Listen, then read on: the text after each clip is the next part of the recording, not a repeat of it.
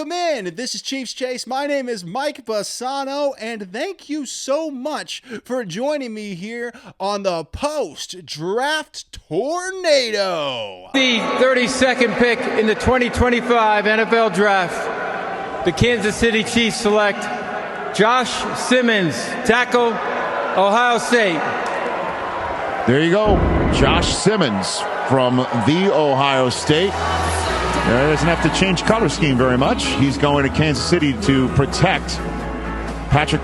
Why? Why not? Because calling it the post-draft roundup is boring as hell. The Kansas City Chiefs have once again had a fantastic draft because the man, the myth, the legend, Brett Veach, continues to grow even stronger as an already dominant general manager in the NFL. And the Kansas City Chiefs have had yet another A+, A, or A- draft. No matter what way you look at it, it's in the A category. And I want you to remember this moment.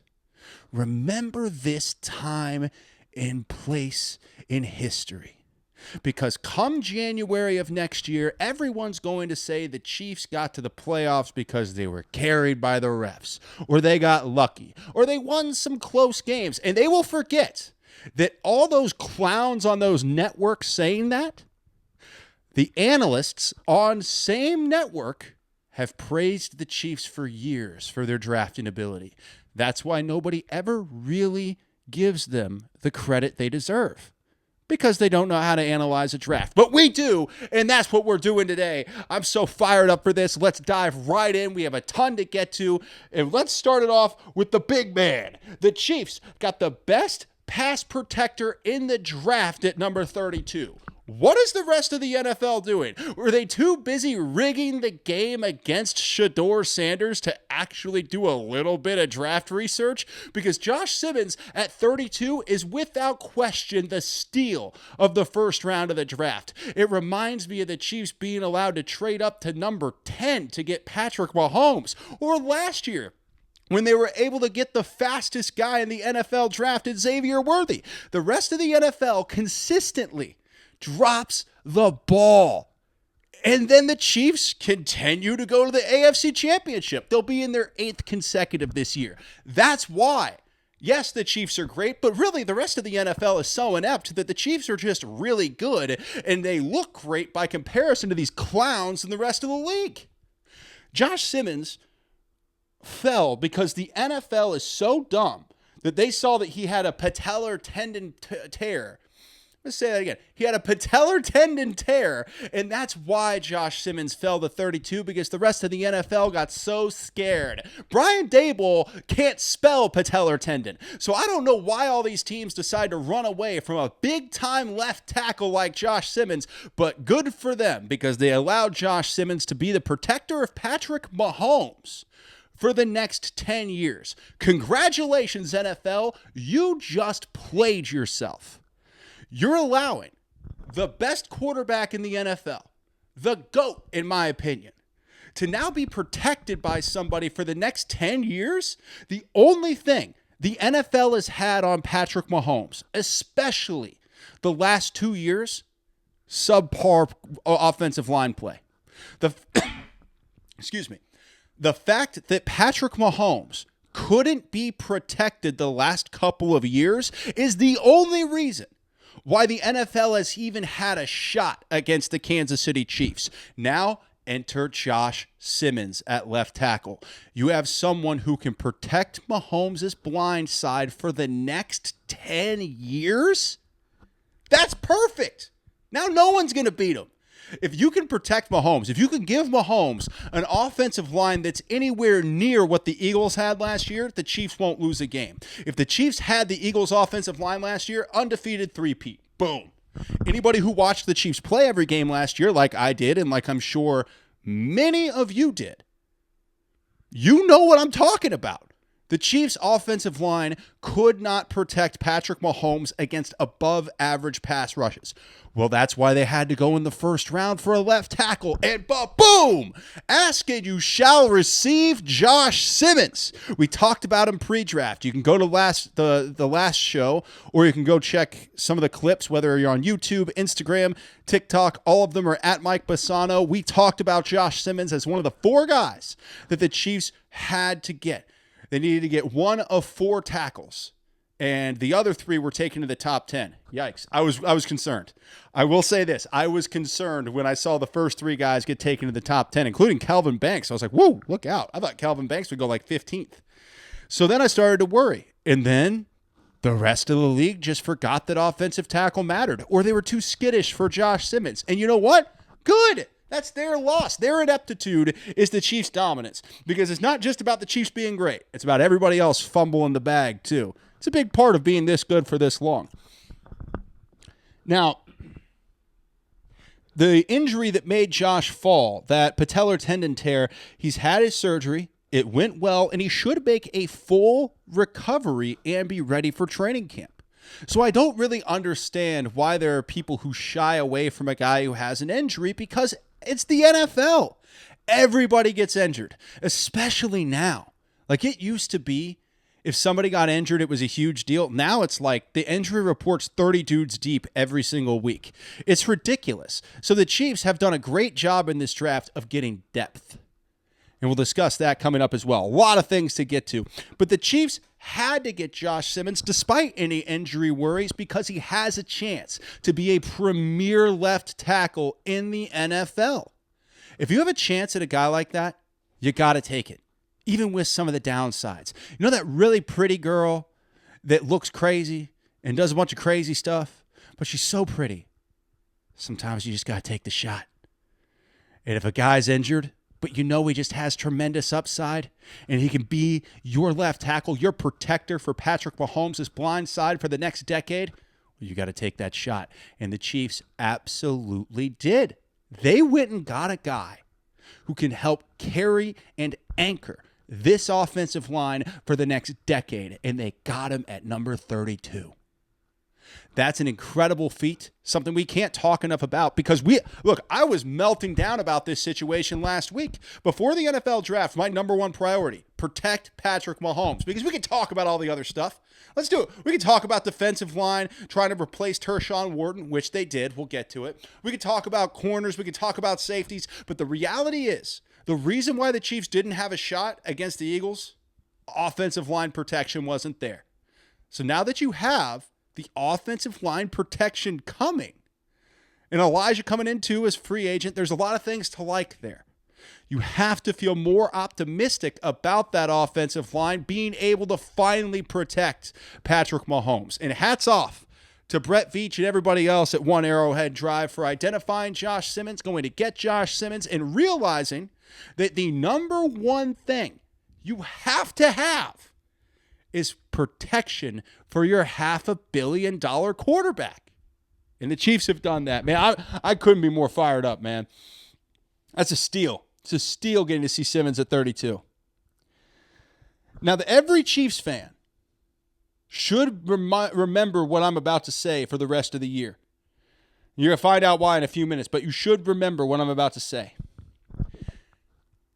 Everybody takes the Chiefs draft for granted, because the Chiefs have been drafting so well for so long. People just take it for granted. And then they don't understand that when you look at the Chiefs roster before the draft, it doesn't matter.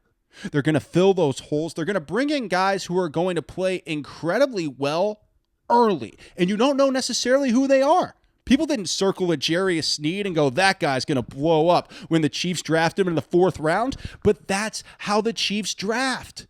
They find guys in later rounds who become stars. And unfortunately, they leave and they go get a bunch of money somewhere else. And people go, oh, well, the Chiefs are never going to find another guy like that. The Chiefs drafted Tyreek Hill in the 5th. So then he leaves and gets a bunch of, oh, well, how are they going to replace him? Well, they're going to draft another guy. They aren't getting lucky, guys. They're just that good. And everybody's talking about how good the Chiefs draft is already, all across. So this is why every media person doubts the Chiefs heading into the season, because they don't make these big free agency splashes. But then the Chiefs draft stars, win another division title, host another conference championship game, and everybody talks about how great they are. Or they make excuses about the referees. It's one or the other, right? Well, in this situation, if you look at this pattern for the Kansas City Chiefs, these grades, and I know draft grades don't matter, right? Who cares what the draft grades are? You don't know, right? We've had a lot of times you could look back and say, well, they said this draft was great and it was terrible. But here are your draft grades. And stick with me on this. Stick with me. Mel Kiper, ESPN, B+. The lowest grade the Chiefs received was from Mel Kiper. And what did that Colts manager say? Well, we got a guy up there. Who in the hell is Mel Kiper, in a way? Who is Mel Kiper anyway? I agree with him. Chad Reuter, NFL, gave it an A-. The Pro Football Focus staff gave it an A. Rob Rank from Fox Sports gave it an A-. Pete Prisco from CBS gave it an A. Now, what does this tell us? I know they're just grades, but when everybody looks around and says, man, the Chiefs really did a heck of a job drafting, well, that has to give you an exorbitant amount of confidence that the Kansas City Chiefs are going to be able to sustain the success that they've been having. Because people want to look at players, and I get it, that's important. Players matter, absolutely. But when the Chiefs keep getting great players consistently in the NFL draft, it's not about the players anymore. When we talk about the Chiefs dynasty, we talk about three people: Brett Veach, Andy Reid, Patrick Mahomes. Now, there's a lot of other great players. Travis Kelce, Chris Jones. Yes, those guys will be replaced as long as Patrick Mahomes is your quarterback, because this is how dynasties work.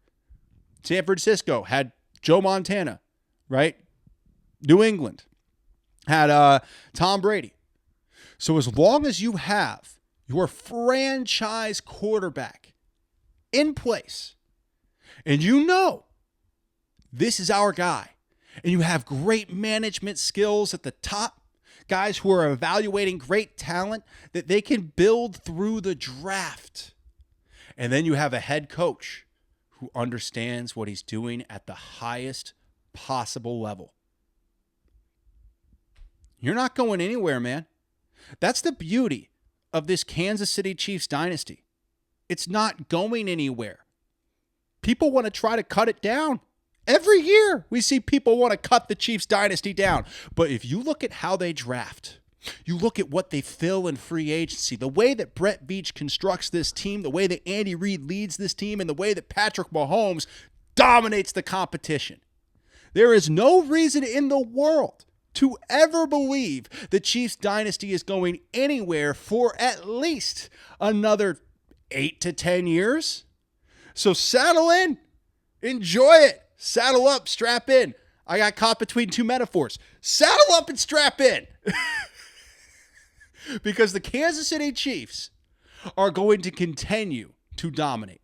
They're going to continue to crush the AFC West. A much stronger AFC West, by the way. The most frustrating thing about this draft was in the AFC West. I'll tell you why coming up here in about 5 minutes or so. But this is why the Chiefs are the Chiefs. This is it. Now, there are no guarantees there. There never is, because it's a draft. But when all these guys, they do know something, right? Pro Football Focus, Pete Prisco, they all know something. And they're all in agreement that the Kansas City Chiefs absolutely crushed the 2025 NFL Draft.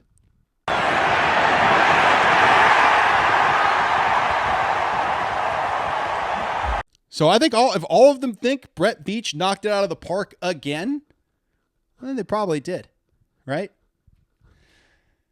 Now, one Chiefs draft pick in the later rounds could be called upon to make an immediate impact. I'll tell you who that is coming up here in just a few minutes. But first, Chiefs fans should remember everything we just discussed because the same networks giving the high draft grades are going to be the same networks who act like the Chiefs are overrated. These guys on these opinion shows, and this is an opinion show, but I think I do a pretty good job here. I don't think this is a bad opinion show. There are other shows out there, I'm not going to name names, but I think they're baiting. I think they're ratings chasing. Which I could ratings chase here. You have any idea? I could do a show about Shedeur Sanders for 2 hours and just crush numbers. But that's not what I'm about. I'm about doing what I want and talking about the Kansas City Chiefs. And we will talk about Shedeur Sanders because it is the biggest story. And of course I have a take on it. Everybody has a take on it. So we'll get to that. But these ratings chasers have completely distorted the view of the NFL draft in so many ways that by the end of the year, by December, everyone will forget that the Kansas City Chiefs crushed another draft that they've been reloading with young players every year. They'll forget this, and they'll call the Chiefs frauds. So please remember this time and place in the world where everybody's talking about how the Chiefs got the steal of the draft, Josh Simmons, and now everybody's talking about the Chiefs being an A draft, unequivocally knocking it out of the park, because come December, the detractors will be there. Don't listen to them. They don't matter. They're just trying to get ratings. They're using Taylor Swift rage. That's what happens. If you want to know why there's so many opinion shows that turned on the Kansas City Chiefs, they know that there are a lot of sports fans who cannot stand Taylor Swift. Yet the NFL used Taylor Swift to try to boost ratings among the female audience. So then these rating shows, or these ratings-driven debate shows, decided to use that to turn people against the Kansas City Chiefs and give the NFL a villain, using Taylor Swift rage as the fuel. So that's all that's happened. None of these baseless claims about the Chiefs being frauds are at all based in reality. They're just ratings chasing debate shows using Taylor Swift rage to turn people against the Chiefs. And that's fine. That's their jobs. That's what they do. But please don't come at me like it has any basis in logic, because it doesn't. There's a little bit of a tangent there. So I just got into it. Now, there's one player the Chiefs should target as a free agent right now. And we'll tell you who that is, because the Chiefs do have a free agent. There are free agents out there. I thought they might go wide receiver, but based on a pick in the 4th round, which we'll get to right now, I don't think so. Now, there's one guy the Chiefs might have to lean on right away that they drafted in the later rounds. We'll discuss it coming up in just a minute as we go through each pick for the Kansas City Chiefs. 1st round, Josh Simmons. Now, if healthy, Josh Simmons protects Patrick Mahomes for the next 10 years, and he could be considered the greatest draft pick of the 2025 draft. I don't think he will be. I'll tell you why in a little bit. He'll be one of them, but I think this draft does have a generational talent. I'll tell you who that is coming up, but Josh Simmons being the steal at number 32, that is going to go down as an epic heist. That's going to be a Lamar Jackson level heist that the Kansas City Chiefs were able to just pull off. A huge heist. So a big time A+ for that Josh Simmons pick, and he will undoubtedly start this year. Now, he might not start right away. They have other guys on the roster that they really like. But you do not draft a left tackle in the 1st round and expect him to not start for the entire 2025 season. He might start a little bit.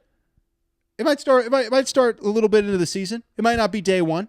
I hope it is. I think we all hope that Josh Simmons comes into training camp, head down, works his ass off, and he becomes the starting left tackle on day one. If that's not the case, there's no reason to panic. There are plenty of guys who have grown from not starting on week 1. Talk to Patrick Mahomes and how much he learned from Alex Smith in his first year. But I cannot imagine that the Chiefs will not play Josh Simmons at left tackle at all, and they will likely start him at some time in the 2025 season. The hope is he just comes in and he's undeniable, right? That's the goal for any one of these draftees that come in, whether it's for the Kansas City Chiefs or for anybody else. You come in and you're undeniably dominant, the perfect player, the best player at your position. I think there's a very good chance Josh Simmons becomes that guy. But I'm excited to watch it happen. Now, in second round, Omar Norman Lott out of Tennessee, a replacement for Tershawn Wharton.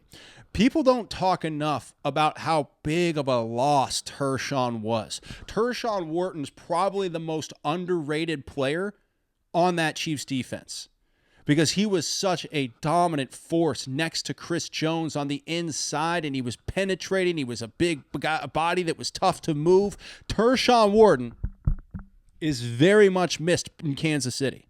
But the guy to come in to replace him, Omar Norman Lott, he's a very interesting situation because he didn't play a lot of snaps at Tennessee. But really that was because Tennessee just had a lot of guys at the position and they played a certain way. Like, I don't know. I hear it's more of a Tennessee problem with the people that I talk to. They say it's more of a Tennessee problem than an Omar Norman Lott problem.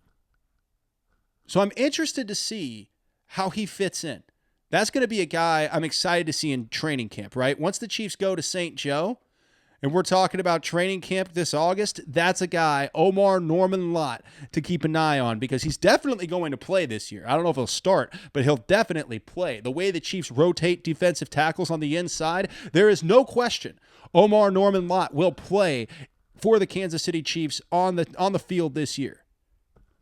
Hopefully, he's also undeniable, comes in and dominates and starts because that would just be the best case scenario possible. But I think it's a great pick because you had to get somebody on the interior defensive line. Now, on to third rounder. 2 picks in the third round. First, the Chiefs went with Ashton Gillotte. Ashton Gillotte, defensive end, edge rusher from Louisville, an instinctive pass rusher is his big thing. And the reality here, when you're talking about pass rush in the NFL, you need more of them.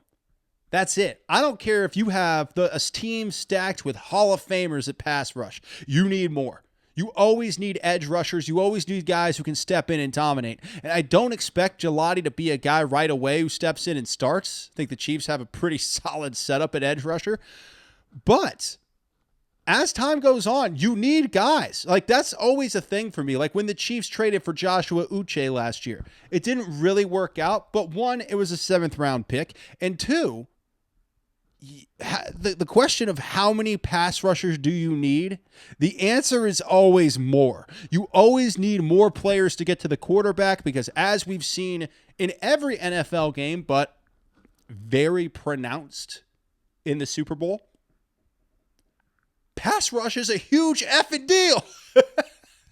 I mean, look, I'm sorry to keep bringing up the Super Bowl. I've never seen a game in my entire life where a team never blitzes once and gets 8 sacks. I've never seen it before.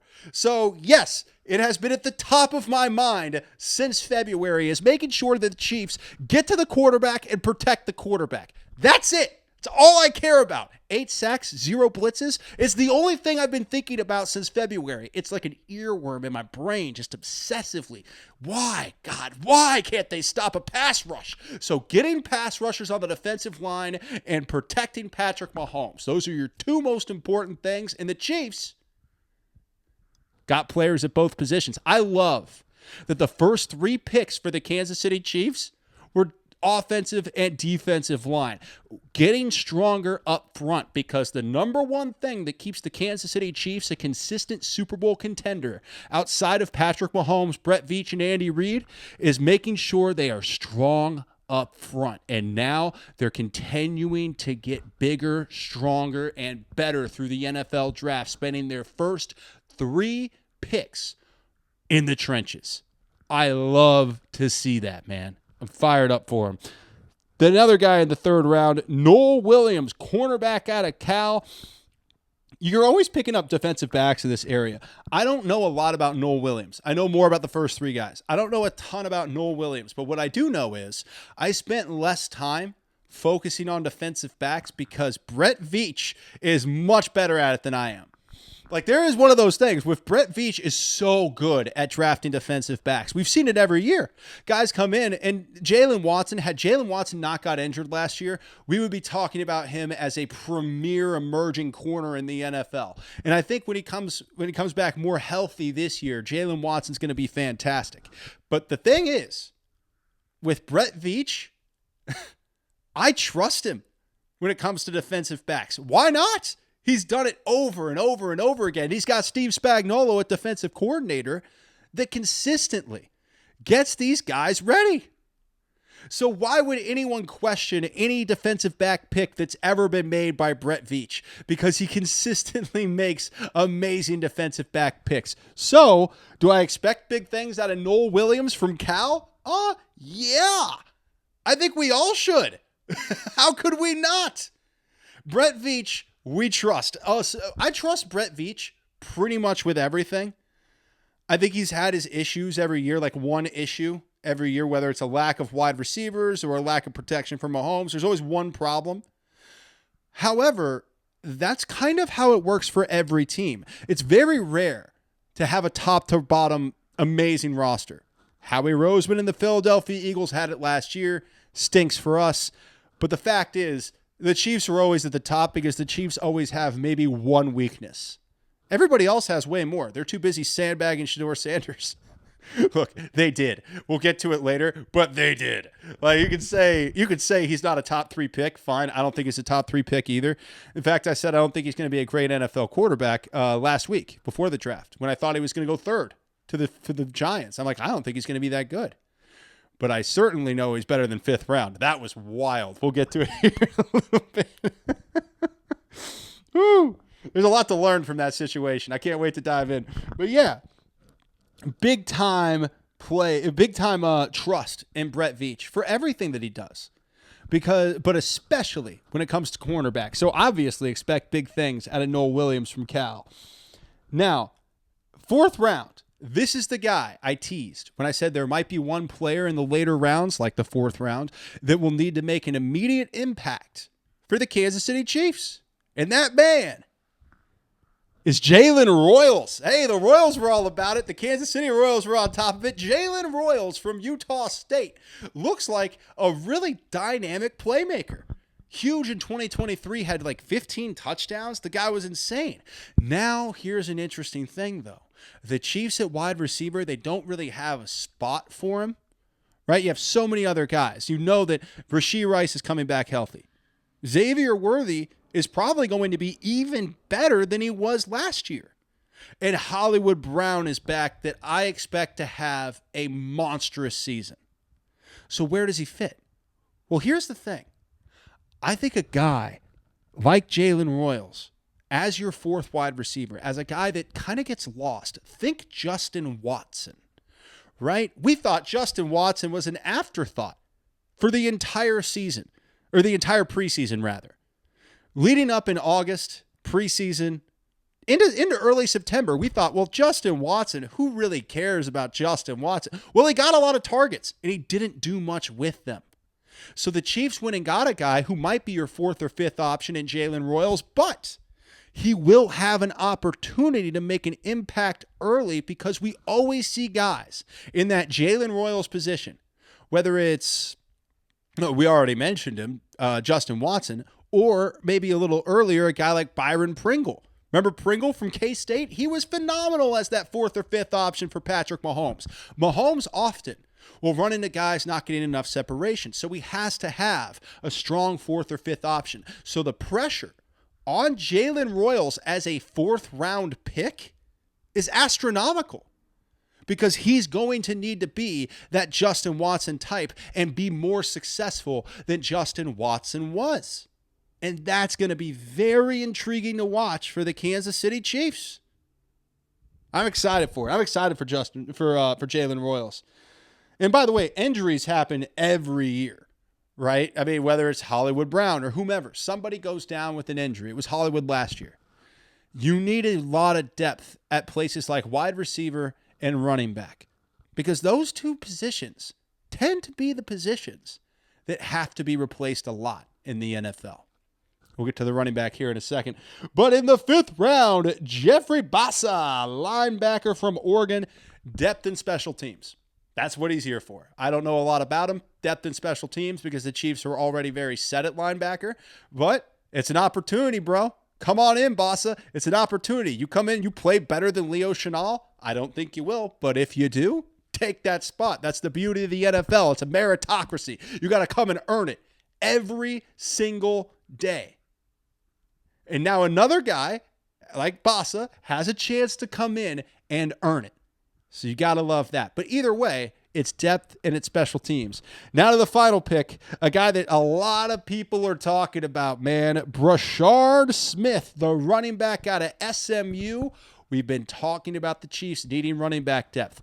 I think there's another guy that they're going to go get in free agency. I was high hopes for RJ Harvey, but in no world did I expect RJ Harvey out of UCF to go to the freaking Broncos. Sons of bitches. At 60th overall, that's a huge reach, by the way. That's a huge reach for RJ Harvey. I understand that draft analysts aren't everything, but in no world was anybody projecting RJ Harvey to go 60th overall. So the Broncos, I think, made an incredible pick there. And the Chiefs, there was no reason for them to draft a running back that early. It was never going to happen. I thought 4th round. I thought RJ Harvey would be around in the 4th round. A lot of people did. You know, in that hundreds range, that like low hundreds. No, 60th to the Broncos. So I was a little disheartened by that. But then the Chiefs waited things out, which I thought was very intelligent by Brett Veach to wait things out and go, okay, this running back class is so stacked that even though there was a bit of a run on them in the 2nd round, we can wait and still get a pretty good guy. And I think that's what the Chiefs have. They have a pretty good guy in Brashard Smith. There's always a reason why somebody falls to the 7th round. There's always a reason. And in this situation, it's very simple. Brashard Smith is small.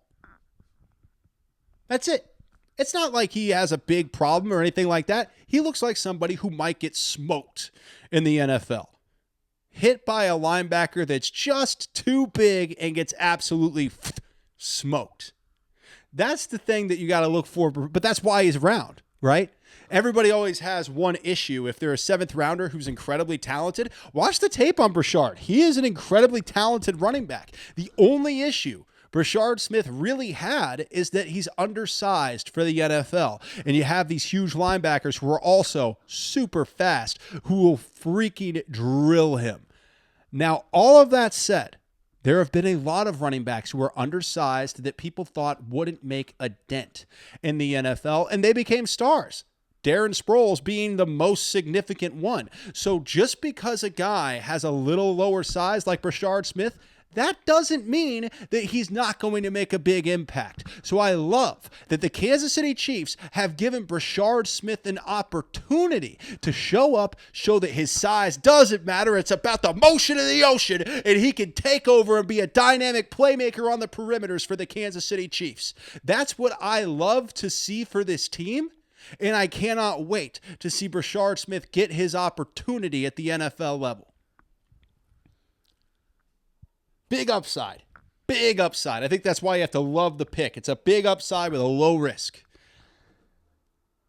Now, there's one AFC West team who is suddenly going to become a real problem this year, and I'm very frustrated about it. We'll tell you what that is, or who that is, rather, in just a couple of minutes.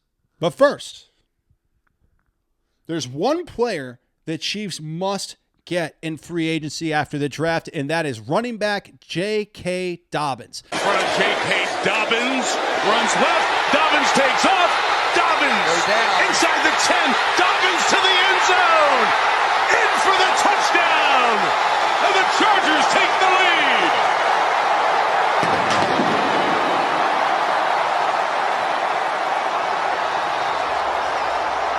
J.K. Dobbins is still available. The Chiefs did not draft a running back as early as a lot of people expected them to in the draft. There was a big run on running backs in the 2nd round, and now the Chiefs have an opportunity to go get a legitimate bona fide star in J.K. Dobbins. It's been circulating throughout the NFL Monday morning. Everybody's talking about it, and I think it would be a brilliant move for the Kansas City Chiefs because the fact is, running backs get hurt.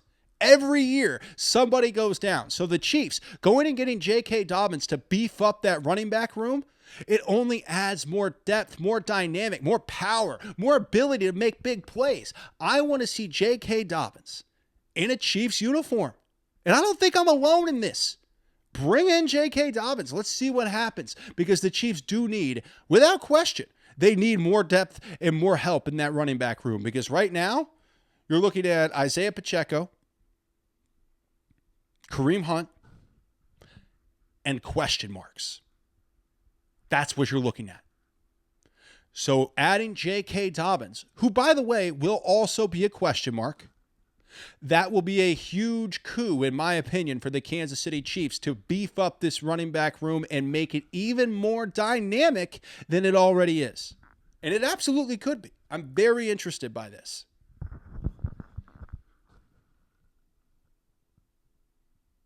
By the way, how lucky are we?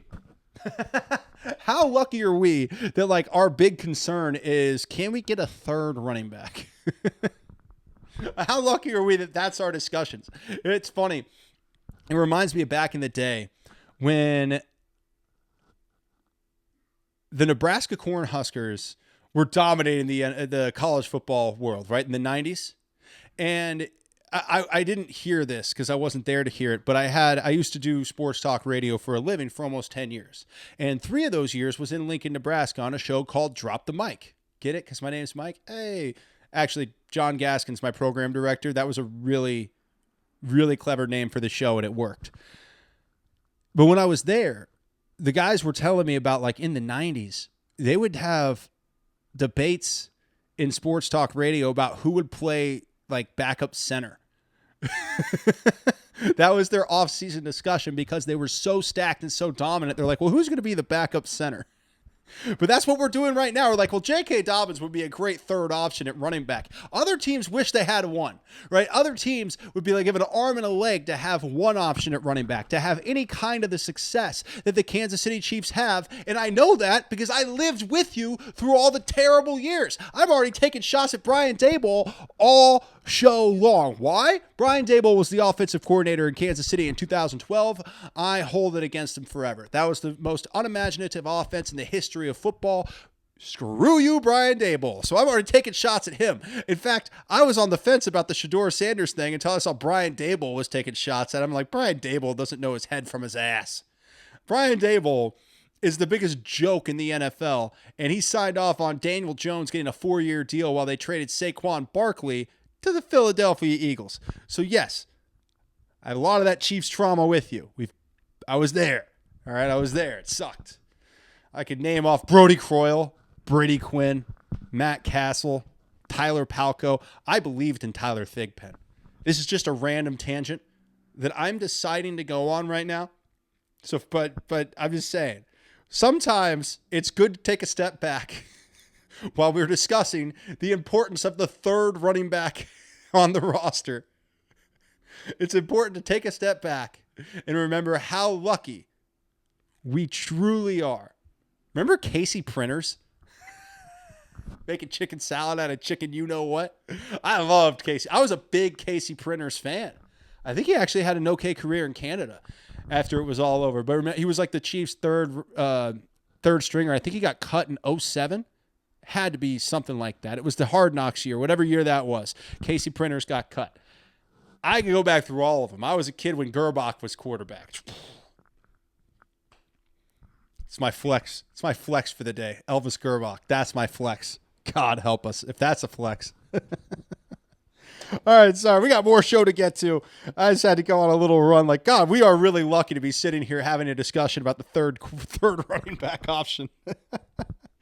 But I need to talk about the one player in the NFL draft that nobody's talking about, but they should. It's blowing my mind. I'll tell you what that is here in just a few minutes. But first, there's one AFC West team who is suddenly becoming a real problem, and it's sticking a big thorn in my side, and I have just one question. When did the Las Vegas Raiders learn how to draft? Because Because last year, they had the best draft pick in the first round with Brock Bowers. That was unbelievable. And this year, they drafted beautifully. I want the old days. I want the Jamarcus Russell days. I want the Todd Marinovich days, and the days where Al Davis would trade up and try to get a guy just because he had a really fast 40 time. Where's those Raiders? I want those Raiders back. Ashton Genty and Brock Bowers in back-to-back years. It's not fair. You're supposed to be at the bottom. You're supposed to be irrelevant. Raiders fans, you're probably celebrating right now, and you should. I'm not. I don't like how the AFC has decided to do everything to knock off the Chiefs. The Chiefs haven't lost the AFC West since Peyton Manning was quarterback in Denver in 2015. And now you have Pete Carroll coming in and a bunch of good draft picks for the Raiders. You have Jim Harbaugh and the Chargers. You got Sean Payton and the Broncos making waves with Bo Nix. This is ridiculous. I'm so ticked off at how good the AFC West is becoming. The Chiefs are still the top. They're still the top dog, but the other guys are starting to catch up, and I do not like it. Not a little bit. The meltdown I had when the Raiders announced Ashton Genty, I started throwing things. I started cussing. The Raiders are drafting like legitimate big-time franchise now. They are drafting like a legitimate I'm getting mad. They got another guy too. I wrote it down. What was the other guy they got? Third round. They got Darian Porter. He's going to be great. So they got a lot of great players to like in Las Vegas, and that drives me crazy because I want the days back where Todd Marinovich and Jamarcus Russell were your first overall picks, and that I can't remember who the guy's name was off the top of my head. He had like a really fast 40 time. He was projected second round, and Al Davis traded up and got him at like 7. I can't remember who it was. Devery Henderson? No. Yeah. Dorial Green Beckham? I don't know. We're doing the best we can. But yeah, I miss the days where the Raiders were in Oakland and they were terrible. Now they're in Las Vegas. They got Tom Brady. They got Pete Carroll. They're making moves. The only upside is Geno Smith is their quarterback. Worst quarterback in the division by far, even though he's pretty good.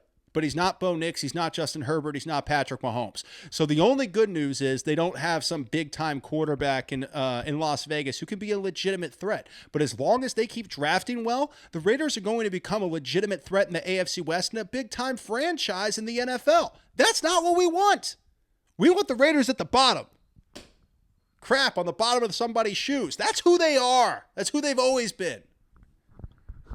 Ever since Rich Gannon. Like, that's what I want. I want everything between Rich Gannon and now to be the Raiders. Not what they're turning into. Now, the NFL really should be ashamed of itself. We'll talk about why here in just a few minutes. But first, Cam Ward has the best case scenario of any quarterback ever being drafted at number 1 in the history of the NFL. Because everyone's talking about a 5th round pick, Shedeur Sanders, instead of the generational talent that just went to the Tennessee Titans. By far, the best player in the draft. A guy that if you watch his tape, he's all ready for the NFL. He is ready for the NFL. He is a top-tier talent, and Cam Ward is going to transform the Tennessee Titans. And the best thing about his situation, he's going to come in with no hype. He's coming in with nobody talking about him because Deion Sanders' kid got passed until the 5th round. That's going to give a huge advantage to Cam Ward when it comes to actually developing into a big-time NFL quarterback. Cam Ward is going to change the NFL in a big way, and he couldn't have walked in to a better situation in Tennessee for a first overall pick. I know people are going to look at that and go, but what? It's the Titans. How good could the Titans be? The Titans are a big-time quarterback away from being a real contender, especially when you consider they are in the worst division in the AFC. The AFC South is wide open. The Texans coasted to that win last year, and I'm telling you right now, it will not be that easy when Cam Ward is in the same division. So C.J. Stroud better get out there and start really practicing because Cam Ward is coming for you, and he is coming for the AFC South. Go watch tape on Cam Ward if you haven't. He is special. I can't believe that the draft didn't spend more time on how incredible Cam Ward is. I really don't. because he is a phenomenal talent. He's going to change that Titans team entirely. I'm telling you. Cam Ward's an incredible player.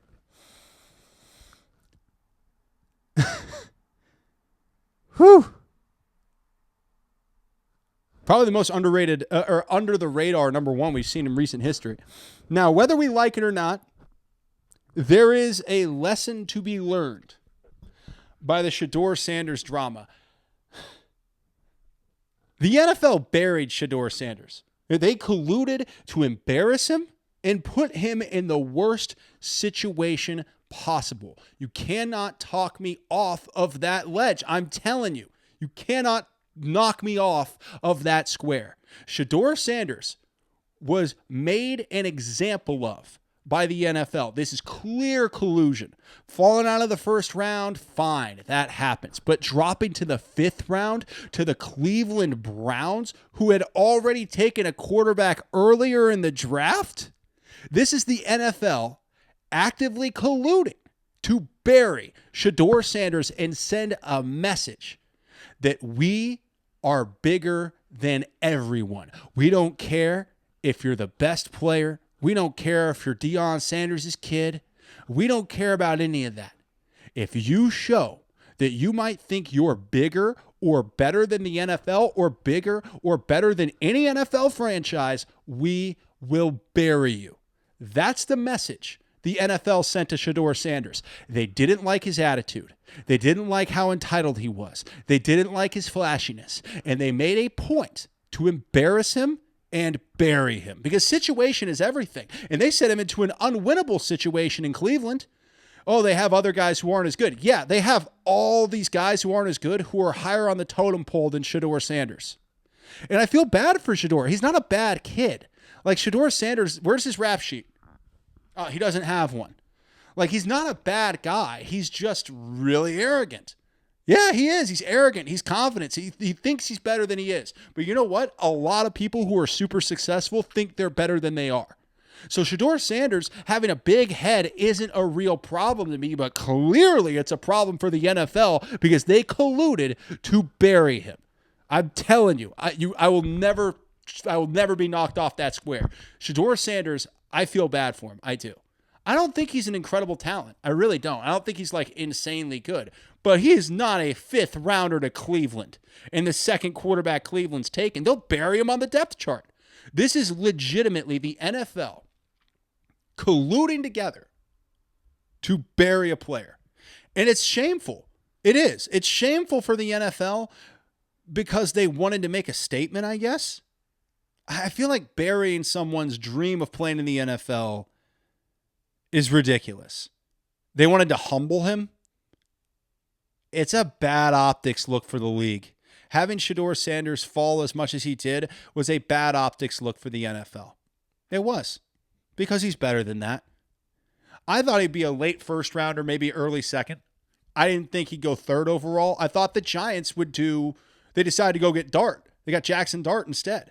But I thought that when they traded back into the 1st round, I, like most people who cover or watch the NFL, thought Shedeur Sanders is going to be the guy. And not only was he not the guy in the 1st round, he wasn't the guy in the 2nd round, wasn't the guy in the 3rd round, wasn't the guy in the 4th round. He was finally sort of the guy in the 5th, but to a team who had already drafted a quarterback.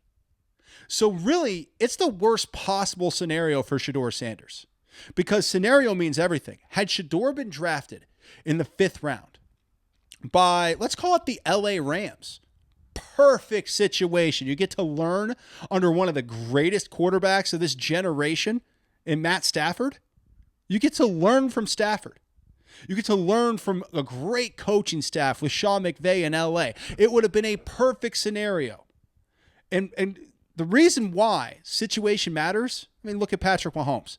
What if Patrick Mahomes was drafted to the Cleveland Browns? He wouldn't be GOAT Mahomes. He wouldn't have 3 Super Bowls. He wouldn't have multiple MVPs. Situation is everything. And Shedeur Sanders got sandbagged into the worst situation imaginable.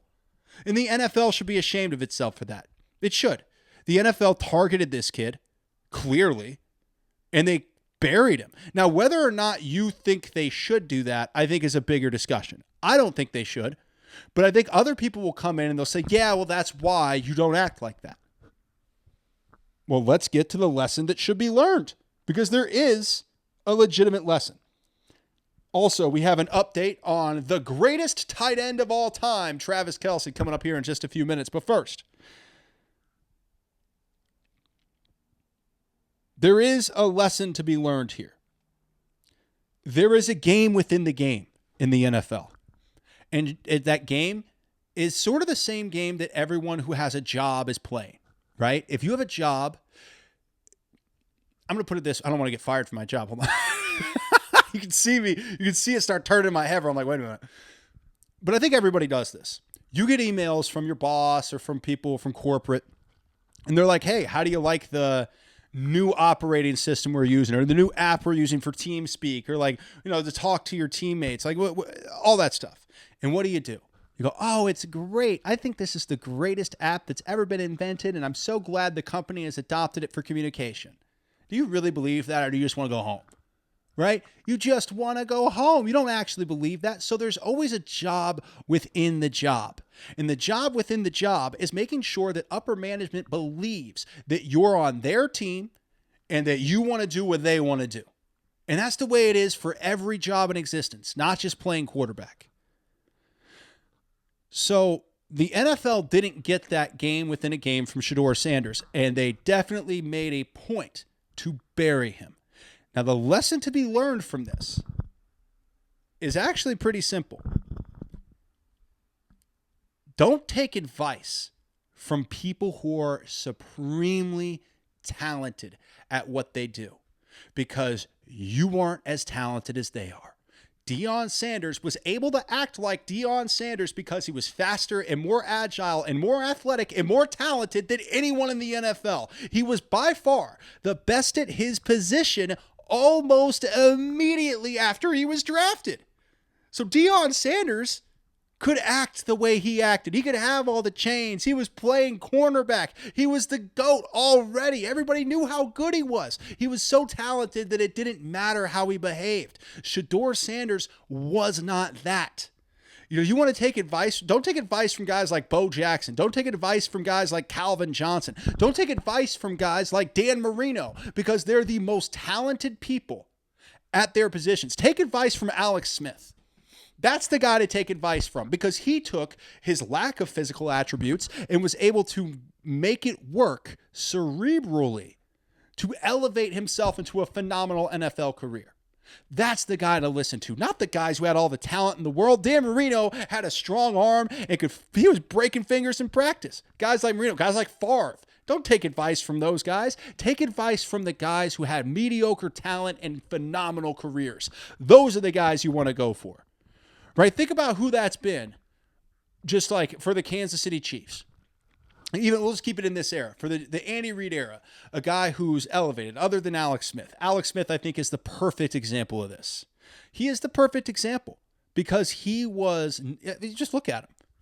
He's not a physical specimen. He doesn't have a super strong arm. He doesn't have lightning speed. All he has is an understanding of the game. So he had to work his tail off to create such a significant understanding of football so that he could become as good as he was. Those are the guys you listen to. Don't listen to Prime. Don't listen to the supremely talented people, because they don't know what it's like to be you. Here's a story. Here's a fun story. I went to KU, college. I'm hearing the boos from Missouri people already. It's okay. I get it. Trust me. I haven't been back since I graduated. But I went to college at KU. And while I was there, the Morris twins were there. And I had a science class with Markieff Morris when I was at KU. And believe it or not, I know a lot of people will think I'm lying about this, but I'm not. Players had to sign off when they came to class. Even Markieff Morris. And this was like his third year at KU. And we had a science class together. And there would be a guy at the front of the classroom, right? There would be a guy signing him in. And then he'd go sit in his seat. And then the guy would leave. Class would start. Markieff Morris would stand up and he would walk out. And I remember people around me always murmuring, oh, he's got to show up to class. He gets to skip class. And I told him, I go, Markieff Morris is special. He's 6'11". He's going to play in the NBA. He's going to make tens of millions of dollars. I think he ended up making hundreds of millions, but you get my point. I said he's going to make tens of millions of dollars because he's supremely talented at a very specific skill that not a lot of people have. I am not. So I'm staying in class and I'm going to pay attention and take notes. I'm not going to make $46 million next year. Markieff Morris is. We don't live the same lives. So if Markieff Morris came to me and Markieff Morris was like, hey, let me tell you how to be successful in life, his words would go in one ear and out the other because I can't be a 6'11" big-time basketball player. I need to go to class. Everyone isn't the same. So if you're not a Deion Sanders talent, and I mean otherworldly. People forget Florida State Deion Sanders. He was a problem. Florida State Deion Sanders was one of the most amazing things we've ever seen in college football. He revolutionized the entire Florida State program by ripping off Miami, but still, he did it. Deion was everything about that because he was so supremely talented that everything he did, he got away with. I can't take advice from someone like that because I'm not talented enough. And neither is Shedeur Sanders. That's the lesson to take. You have to play the game within the game. And I feel bad for Shedeur. He's just an arrogant college kid. You were arrogant in college too. I was arrogant in college. Everybody's arrogant in college. Have you met college kids? They're insufferable. But that's Shedeur Sanders. And that's okay. But for the NFL to sandbag him as hard as they did was hard to watch. To go to Cleveland? Cleveland? Listen, I don't care how talented you are or how talented you think you are. Going to a bad situation will ruin your entire career. What if Patrick Mahomes went to Cleveland? He wouldn't be the Patrick Mahomes that he is today. He would be a guy who probably got buried by a crappy franchise because it happens all the time. Your situation is so important. And Shedeur Sanders going to a bad situation where he's the bottom on the totem pole? Man, they really did a number on him. Just for being an arrogant college kid. Like that does frustrate me. Because I do believe it was collusion. I think it's pretty obvious that it was collusion. Now, whether or not you think Shedeur Sanders deserved that collusion, maybe to an extent, but not like that. Like if you want to send a kid a message, send him a message. Send him to Cleveland? That's way worse. I mean, he's not going to be successful. He can't be. It's Cleveland. Maybe I'm wrong. Maybe Shedeur Sanders surprises me and he goes to Cleveland and he becomes the best thing ever. I doubt it because situation matters. Tom Brady went to a great situation in New England. Patrick Mahomes went to a great situation in Kansas City. Where you go matters for how your career turns out, and Cleveland is where you go to not have a career. So I do feel bad for Shedeur Sanders. I feel like he got screwed a little bit. But again, the lesson to be learned is when you don't have the talent level of another person, take their advice with a big grain of salt.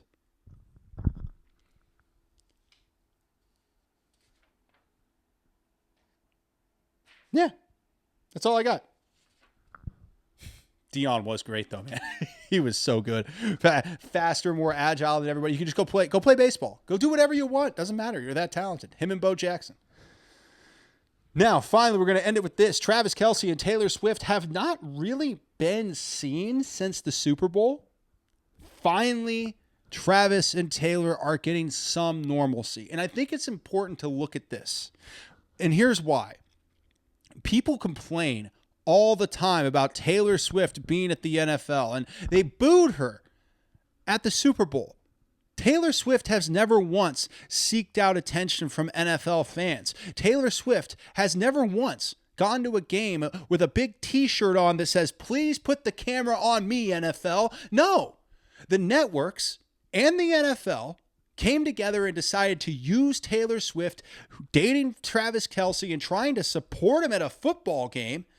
And they tried to elevate the female viewership of football by constantly panning to Taylor. And that created this huge amount of animosity towards Taylor Swift and towards Travis Kelce that's unfair. And it frustrates me to this day because all they're doing is trying to exist. What, Taylor Swift's not supposed to be allowed to go to her boyfriend's game and sit in his box? All the other girls do it. She can't be at all normal. You're not going to allow that. My whole point is here, cut Taylor and Travis a little bit of slack because they didn't bring this on themselves by falling in love. And all they've been doing since the Super Bowl is trying to be normal.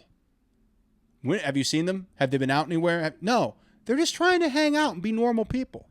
And I love that.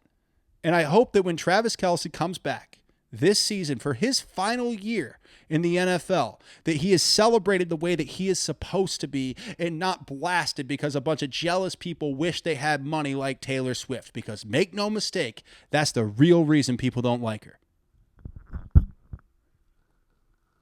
This has been Chiefs Chase. That's it. It's a little thing.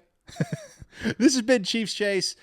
Thank you so much for joining me. I'm sorry, this has been a long show. Oh, my goodness. My name is Michael Bassano. This has been the post-draft tornado, and we had a freaking blast here, man. So thank you so much for joining me. I hope you guys have a great rest of the week, and trust me, we will be doing these shows more frequently throughout the summer to make sure that we are constantly talking Chiefs. Have a great week.